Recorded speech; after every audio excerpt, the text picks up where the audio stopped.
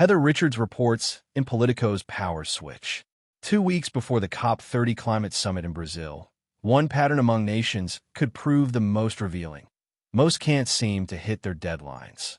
Namely, more than 125 countries have missed the September date for filing new pollution reduction targets ahead of next month's United Nations conference, writes my colleague Sarah Schonhardt.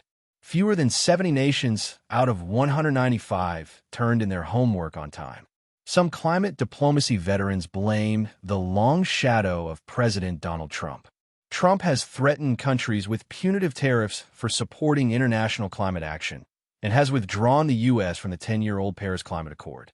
Oddly enough, one country that submitted an aggressive new climate pledge ahead of schedule was the United States, under former President Joe Biden, who announced in December that the U.S. would slash its planet-warming pollution by 61 to 66% by 2035. But Trump's description of climate change as a hoax concocted by stupid people and his decisions to double down on fossil fuels somewhat undermine that pledge's credibility.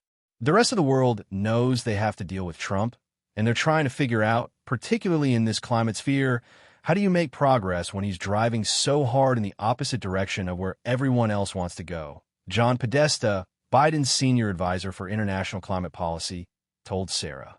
The practical considerations of rising energy demand and energy costs spurring populist outbreaks across Europe could also be dampening countries' appetite to slash their fossil fuel emissions. It's not really surprising to me that countries are saying, why would I put our country on the hook for some big and ambitious set of actions that would be hard on a good day, said Jonathan Alkind, a senior research scholar at Columbia University and former Energy Department official during the Obama administration.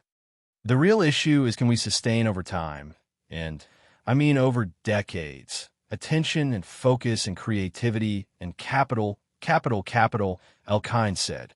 The big three climate polluters. Last month, the UN convened a climate gathering in New York aimed at catalyzing new pollution-cutting plans for 2035. Even with Trump urging countries to throw in the towel, more than 100 countries attended.